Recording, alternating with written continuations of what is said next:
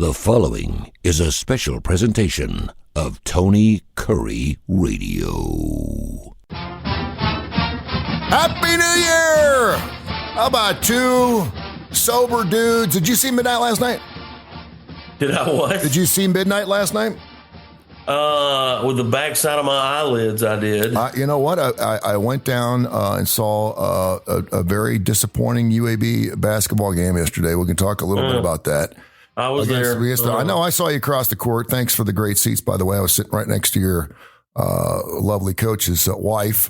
She gets after it, man. I love her passion for the program. Yep. I love the fact she supports Andy. But I'm sitting there watching that game, and then I got home like at 7:30. I was with my son. I dropped him off, and I worked like every year for like 35 years. So I used to do stuff down at the Civic Complex. We had you love this. We had Foxy Fats, a Beatles cover band, and Atlanta Rhythm Section.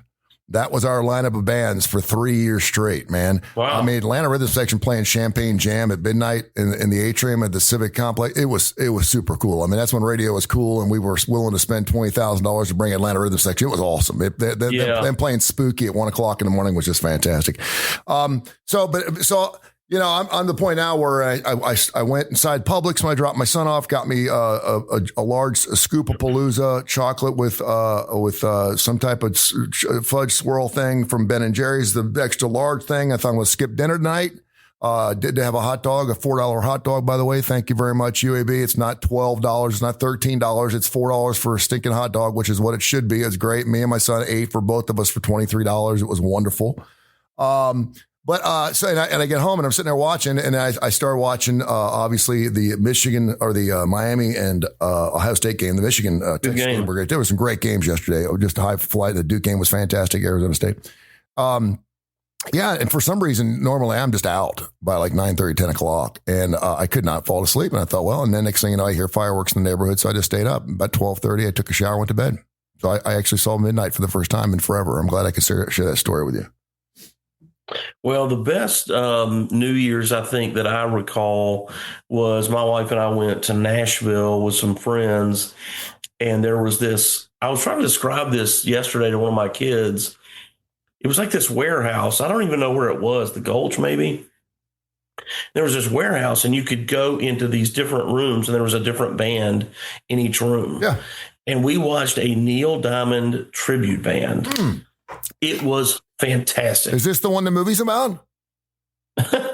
Maybe. I don't know. The new movie's out. The new movie, Song Sung Blues. Then it's about. I've seen the commercial trailer for it. I don't know if it's about that guy or not, but it was really good. It probably is. It's about there's only one tribute band, so you need to probably watch that film. I actually thought that was an autobiographical movie about Neil Diamond, but it's actually about a band that played Neil Diamond. And they're still playing, by the way. They're still doing their thing. Yeah, it might be the guy. I mean, it was fabulous, and they were fun. And what was also fun is, he's older than the era of people that were at this particular show. We were young, and everybody was kind of our age, call it mid-20s, and but everybody knew every word, because our parents listened to it, So, yeah, it was fun. They were really good. Yeah, I mean, because of Sweet Caroline, everyone knows Neil Diamond music, whether they do or not. And, of course, then we had the Penn State Sandusky thing. And next thing you know, people stopped playing it because it had the words touching you, touching me, which was absolutely ridiculous. And thank goodness we got away from that and brought some of that back. And we're saying it, but it's like, come on, man, what are we doing here? Now, we had to ban that song during the pandemic. At our sporting events, we said we've had to temporarily postpone playing. Because it says touching you, touching me. Because there cannot be any reaching out, touching me, or touching you. These college kids, they're smarter than that, aren't they? Don't they know better? What are they doing at a basketball game anyway? I can't believe I was talking to my son. We're living in such a weird time with AI and everything, and it's just, in the last decade, we've had the internet and cell phones and all this still life-changing stuff, not like supplemental stuff, life-changing stuff that changes the way we live and the way we act and we had to respond and stuff. And I'm like, can you believe a few years ago we had to cancel March Madness? And he's like, you know what, Dad? He goes, I remember the moment I heard they were canceling March Madness, and I actually felt like I was in a different realm. I was in a different time zone or in a wormhole or something, because I remember, I think there's no way they can cancel March Madness. I remember telling people that they wouldn't. I remember saying that's never going to happen. It's impossible. That's not happening. Yeah, but it did, and we lived, and we made it through. So, well, happy New Year to you. I saw that UAB game yesterday. Really disappointed. Anybody watched the Wichita State Shockers? Played a great first half. Oh, well, they shot 53%. Yeah, listen, they weren't going to keep it up. I mean, they shot 53%, and they only had one turnover. And quite frankly, they got up by 17 at one point. I told my son, I said, up by 15 at halftime, I'd feel pretty good about that. I think it was 11 or 13, something like that. 13. And they went on that little run there at the beginning of the second half where UAB didn't score. And we just missed shots. Like we missed our first 4 shots. I mean, Meyer missed one right in the lane. Your point guard missed one. Westry was off all day yesterday. I don't know what was going on with him. Every time he went under the hoop, he put his hands up like he was getting fouled, and they weren't calling anything on anyone around him. That Berg kid was an iceberg. Kid that's 7'2". I mean, his chin was above everybody we had. A monster guy, and I'm surprised they didn't go into him more, because he actually was pretty light on his feet under the bucket. But so anyway, you get the loss. You're 9-5 on the season, and that would have been a nice win. But I always question, when you're going to call timeout. So people don't realize there's an under 16, 12, 8 for television. So you're going to get those timeouts, and if you can not use a timeout, in lieu of that, much like a 2-minute timeout in college football, you do that. And once they lost the lead, UAB, just for people who didn't see the game or hear about it, held the lead for the first 37 minutes of the game, something like that. I don't think Wichita State got a lead until like about 2 minutes left in the ball game. Yeah, about 2.5 minutes. It was on a foul. They started calling all kinds of ticky-tack crap. They got up by about 4, right, real quick, and I thought, oh man, we came back, got a 3-pointer, and then I was a little surprised. And then they answered. Yeah. We get a 3 to cut it to 1. And that point guard, too, that went for 28. He had a career high or whatever, 26, 28. He had 8 3-pointers. He averages 3. He had 8. And 4 or 5 of those were in the second half, and he was wide open. They were just great, crisp screens where he got open. And I'm like, how is this guy so open? He's quick. He's fast. He was good. And that's the other thing is I thought UAB's defense played lights out in the first half. I thought that was fantastic. Yeah. They had the Berg held down pretty well.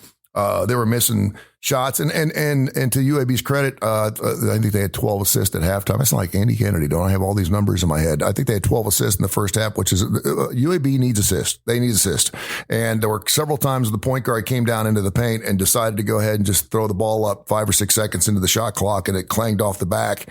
And I'm like, man, throw that ball into because the paint was open. The store was open all day long. And so anyway, next home game coming up on was the 7th against Florida Atlantic, I believe. Yeah, so we got a little space. We got to go down to Tampa this weekend. So yeah, get down there and support your Blazers. And nice crowd, by the way, yesterday. I wasn't sure what it was. A really good crowd. It was a really good crowd. Great crowd. And school was in session, and we had students there. Man, there were still 53 students, which is funny to me, but.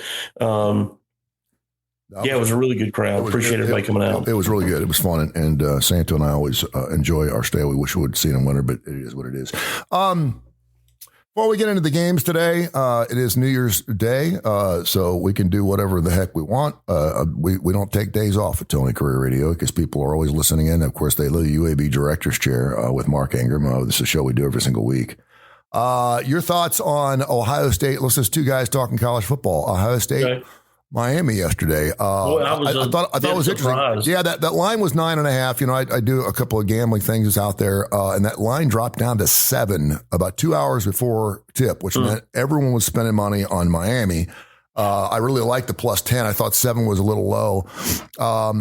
But wow, I don't know if they just watched that Indiana tape over and over and over again, but what happened to Ohio State's offense? They've scored, 24 points their last 2 ball games. Well, and I think that they were rated the number 1 defense in the country, and Miami, they were. Particularly in the first half, even though they only came away with 14 points. Remember, they fumbled on the 20 going in, I think on their second possession. And did they do it a second time? No, but anyway, they fumbled, and then did they miss a field goal before the half? I think I missed that. Mm-hmm. But anyway, instead of being up 17 or potentially, what could have been 28 points had they not fumbled on that second possession.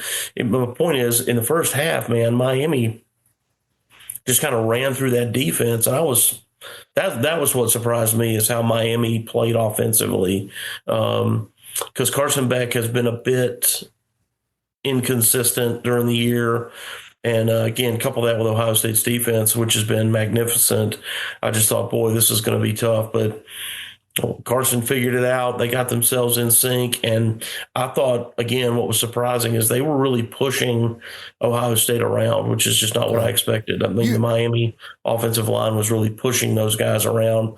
They were just gashing them, running the football. You play ball, and I mean, you know all about football. University of Tennessee grad.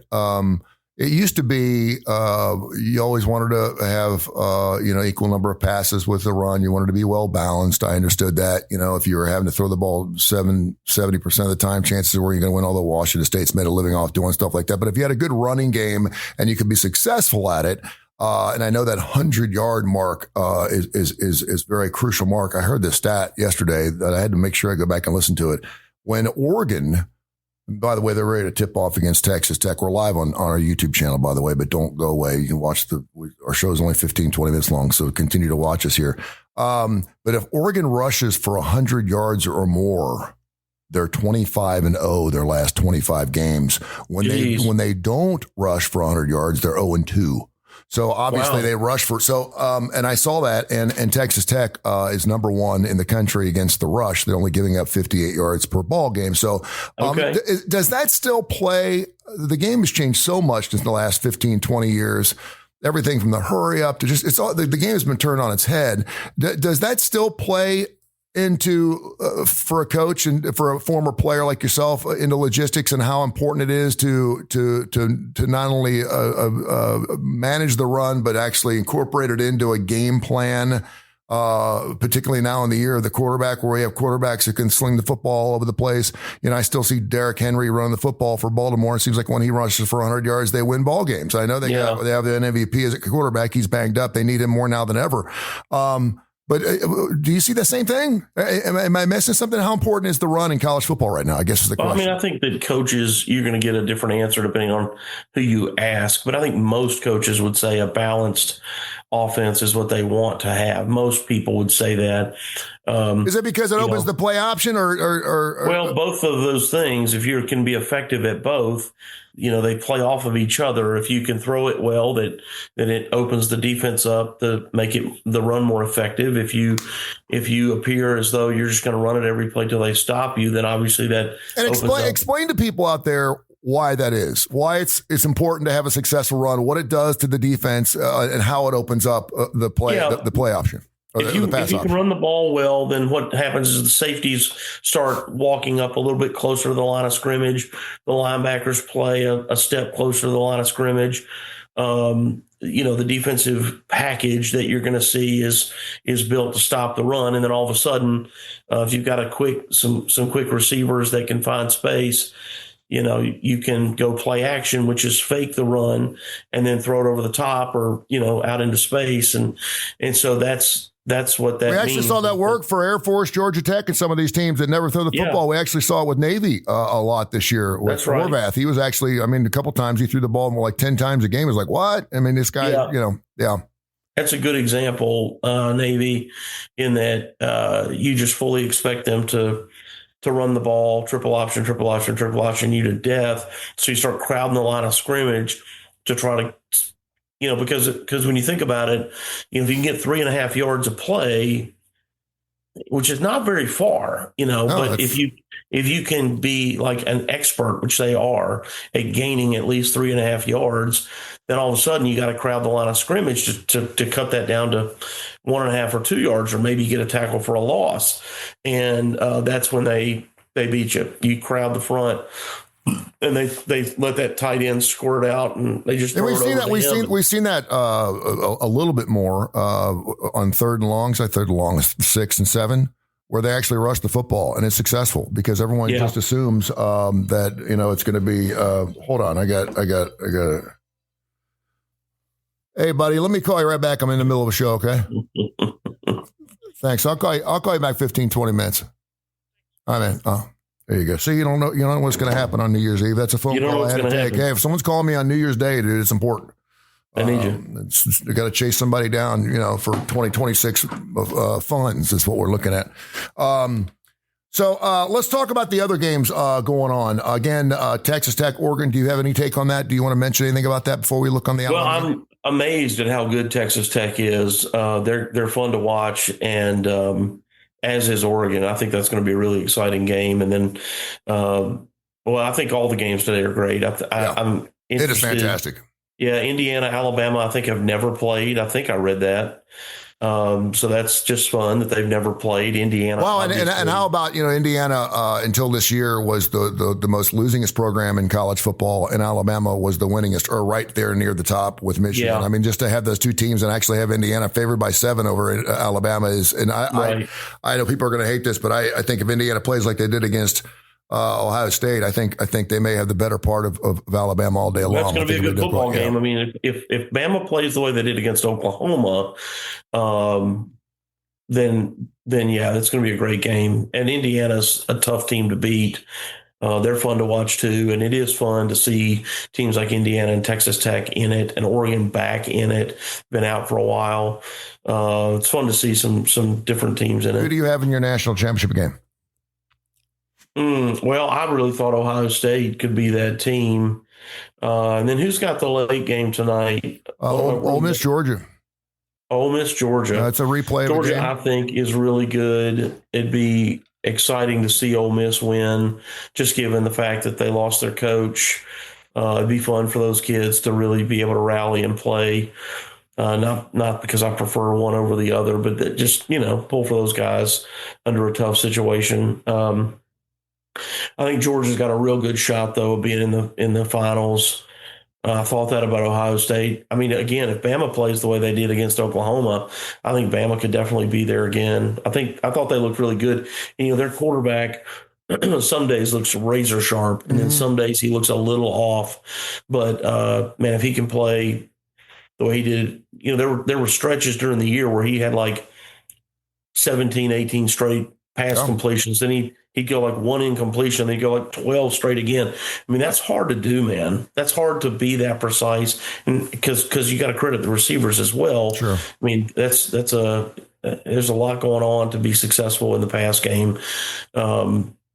So anyway, if they play the way they did against Oklahoma a couple more times, they could be in it as well. Ole Miss and Georgia replay, obviously, the game back on October 18th, I think it was. They won 43-35 in a game that Georgia gave up a lot of points, and Ole Miss exposed them in the first half. They got up early on them, up 17. And whoever wins that ball game, by the way, will get Miami in the next round. And Miami, again, is just that fly in the ointment, if you will, that if you want to call them a Cinderella, I guess you would, but that was the biggest ball game they played in over 20 years last night. It was huge. And a lot of people aren't talking so much about their defense, but I'm with you on the Oregon game. I think is going to be fascinating. I got a chance to really watch Texas Tech and it's all of its glory against BYU in their Big 12 championship game, and they beat BYU again.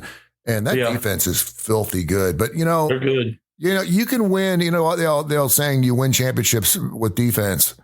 I've seen that a lot more than the team with a high flying offense. I've seen teams with high flying offenses come in and fall flat on their face. They're lights out every single week. Unbelievable, offensively speaking. And they play a good defense and they look like fools.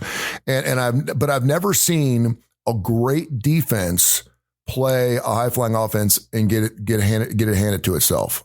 They always figure it out. They figure it out. They may early end up missing some things, but they figure it out by the end of the 60 minutes.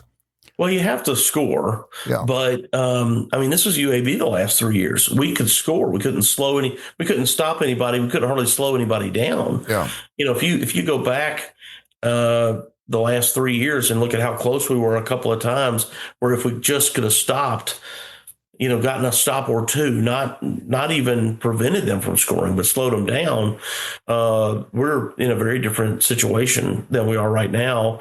We probably win in 6 or 8 games a year if you could just slow some people down, but we just hadn't been able to do that. And I think back to 1992. The Alabama Crimson Tide won the national title, and they didn't score a lot of points, but had what was for a long time considered maybe the best defense ever. Yeah, and it showed up in that national championship game. They were an 8-point dog in that game. Our good friend Antonio Langham made the wonderful play there at the end of the game, which really wasn't a play because there was a flag on it. But had he not stripped the ball and got the takeaway, it would have changed the face of that game. Yeah, that was my good friend Jay Barker, I think 6 of 17 for 50-something yards. Yeah, I mean, and they win by 20. It's like, you know what I mean? It's like, wow. But with a great defense like that, but it's the same team that beat La Tech, I think 13-10. They had a couple of really close ball games that year. They had a running back, Derek Lassick, who was good, not great. He was a good player. Jay obviously was a good player. I think we played him and lost by it was like 17-14 or something like that. It was really, they had a lot of low scoring games, but their defense, you mentioned Langham, they had London, they had Jeremy Nunnally. They had some guys that were just outstanding on defense. I remember being down there in the streets of New Orleans, man. The Miami fans were just in our faces the night of the game. And then, boy, the next day you couldn't find one on the streets. Couldn't find one, man. You could not find. Boy, I mean, they were just talking it up in my face. That was Gino Torretta as a Heisman Trophy winner and just in our faces. Was that when they wore the camouflage? Yeah, I believe so. Yeah, and, Keith Jackson, who loved the Big Ten, early on, Miami scores first, I believe, and Keith Jackson says the route is on. Mm-hmm. Yep. And that's where it ended. Yeah. And Alabama just took over. Whoa, Nelly, for sure. All right, we'll see what happens, and we'll talk next week, the national championship game. We'll have another show before the national championship game, the Final Four going off today. I didn't want to ask you about this. First thing I do is I Google college sports, and I'll hit news, and I'll see what pops up, and it's usually something about some lawsuits or NIL. I know the transfer portal. What is it, open tomorrow? January 2nd. January 2nd. That's tomorrow. So that's always fun. And I see Diego Pavia on there. It appears he is lowering up in order to play another year of college football, which would be his 7th in college football. I go back to the old days where a freshman never played. You got redshirted. You could only play 3 games or 2 games or whatever it was. And you could still redshirt. You'd come back and you usually got 1 year. Maybe you got a health redshirt or some type of, the NCAA would sign you. Maybe you get 5 years, maybe. Now I'm watching the basketball game yesterday. Some guy from Wichita State is 26 years old. And some of the stories are kind of cool. Gino Torretta, we just mentioned, he was 20, I believe he was 26 in that national championship game against Alabama back in 92 down there in New Orleans. But didn't he play baseball or something first? I think maybe he did. Something like that. Yeah. Anyway, he was one of those long line of Heisman Trophy winners who just didn't show up in a bowl game. That's why I wish they'd give away the Heisman Trophy after the bowl season's over. Anywho, he wants to play ball again. Now, it's not about just playing football. It's about making another year of revenue. Yeah. If I know that Diego Pavia, and I don't know what he's making, it's got to be over $1 million a year. Easy. It's got to be easily over $1 million. It may be $5-6 million a year. It's a lot of dough. He has he reminds me so much of Tim Tebow in the way that he looks, the way he reacts, the way he's built, the way he throws the football. He's a winner. I don't think he's as big. He's a winner. He's he looks like a musclehead. He's got that smile. Yeah, he's a winner. And even when Tim Tebow was winning football games in the National Football League, couldn't get a starting job. I think he was 7-3 as a starter for the Pittsburgh Steelers and still got benched. What makes you wonder, has he gotten some news that he's not going to be first round guy? Yeah. And or a draft pick at all. Well, I know Saban used to always, say, listen, if you can go in the top 5, go for it. I'd love for you to go. But anything outside the top 5, I mean, you know exactly what you're going to make now. So anything out of the top 5, the difference between 22 and 3 are millions of dollars. So stick it out for another year. Of course, Arch Manning's going to have something to say about it. He was the preseason quarterback to win the Heisman Trophy. So, he's going to be right there back. He's back again. And he looked fantastic yesterday. 2 rushing touchdowns, 2 passing touchdowns, over 150 yards of rushing. He needs a little more time in college. He does. And he'll get some more Warby glass commercials along with Warby Parker's. He's killing it.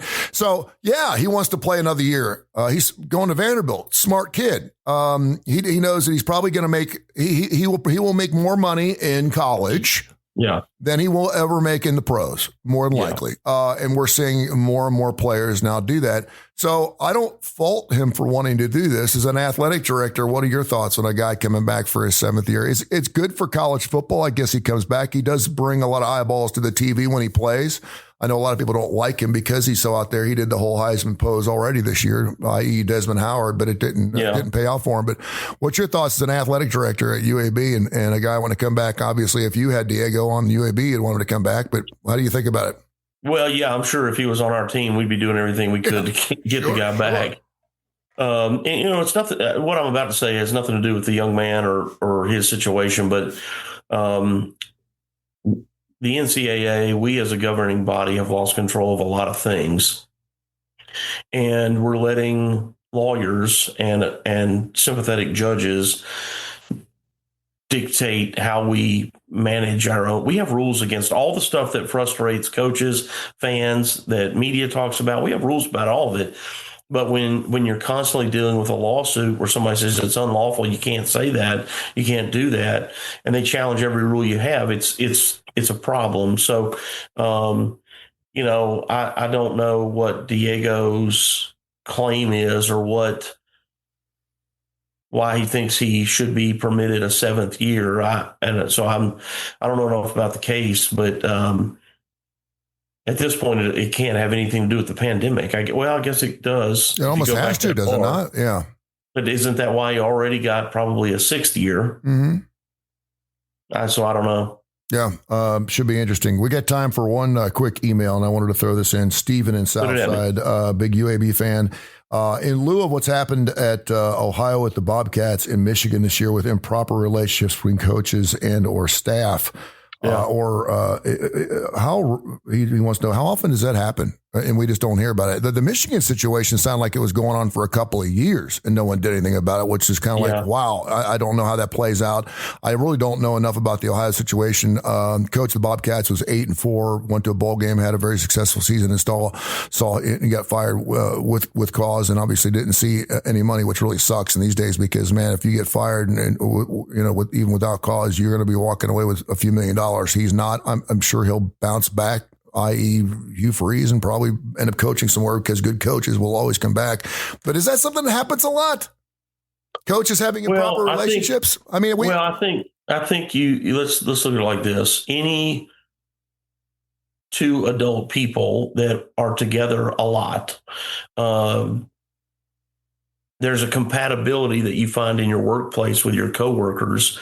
And so I think that those opportunities exist regardless of what your job or career is, that people have to be disciplined in their life, or if they're single, then, there's a lot of companies that would say, hey, it's an improper relationship because one reports to the other or whatever.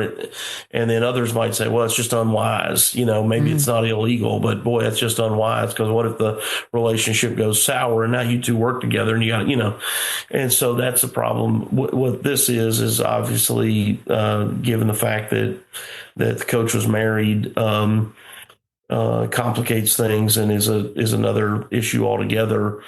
But I mean, look, I don't think that, does it happen a lot? I mean, I don't know if it happens a lot, but I'm sure it happens. And I think the other thing is when you are in a position, again, regardless of your industry, where people are taking pictures of you, they want your autograph. You get all sorts of special treatment.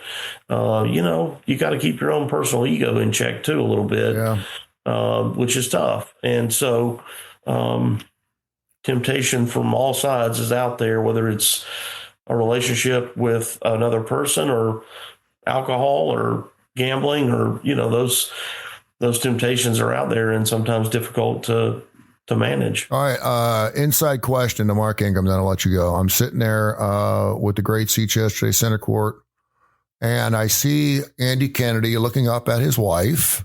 Okay. And he's mouthing something to her. He's like, hey, blah, blah, blah, blah, blah, blah, blah. And she's trying to figure it out. And he's telling her, and she goes, okay, fine. She puts her purse down. She goes down the stairs and she runs over to the dude, the heavyset guy with the beard. He's got a yellow street working sign on that says creative, UAB creative on the back of it. Yeah. I'm assuming he's doing their social media or something. Does like social media stuff. Yeah. And she's sitting over there talking to him for like a good 10, 15 minutes. And I'm trying to figure out what they're doing. And then she comes back and she sits down. What was more likely happening there? What more likely was happening? Andy, I didn't see that. Yeah. I didn't see that exchange. He's looking right at. He was looking right at her because he was looking above his team. And was it before the game or during the game? No, it was during the game. It was during a timeout. And I was like, wow. And I looked at Santo. I said, man, what do you think they're talking about? And once she goes, she goes, put her hands up. She goes, okay. And she ran back down, smiling. It was all good. It wasn't like an emergency type of thing. Yeah. Well, it says to me that they had talked about something was happening before the game. And before the game, they discussed that something was going to happen and that he said, hey, this is that moment. But what it was, I don't know. That's funny. Yeah. Andy's a hilarious coach. He is. And were you surprised you didn't call a timeout sooner towards the end of that ball game yesterday? Some coaches like people to play through situations, you know. And they had their number all day long. I like the idea. He's like, you guys got to figure it out. And when they hit the 3 to get back within 1, I thought, okay, nice job not calling timeout. But right. Yeah. I think Andy's a great coach. While I sometimes have questions, there's a difference between having a question and questioning. Yeah. I don't question what he does. Sometimes I'm curious because I, like anybody else, I'm like, hey man, why did that happen? Or how did that happen? Or how did that decision get made? Not because I disagree with it, but I almost like learning. I'd like to know what was going through your mind. Pat Dye always says hindsight's 50-50. That's right. There you have it. All right, my man. Happy New Year, brother. Thank you for taking the time out here in 2026. We'll continue to do the show as long as people keep listening, and they do in droves. We greatly appreciate UAB Nation getting in there and checking us out every single week here at UAB Director's Chair. Is the Inferno thing still going on? Yeah, man. Okay. You want to tell people about that? I'm all about promoting whatever you're doing. I just want to make sure you guys take care. I appreciate it. Yeah, we have another podcast that includes our coaches and sometimes our student athletes called The Inferno. And you can go to our website, uabsports.com, and you can click the link there for the Inferno podcast and check those shows out too. They're a lot of fun. There you go. Thank you, brother. Appreciate you. Happy New Year. To give your family my love. I'll talk to you in a little bit. This has been a special presentation of Tony Curry Radio.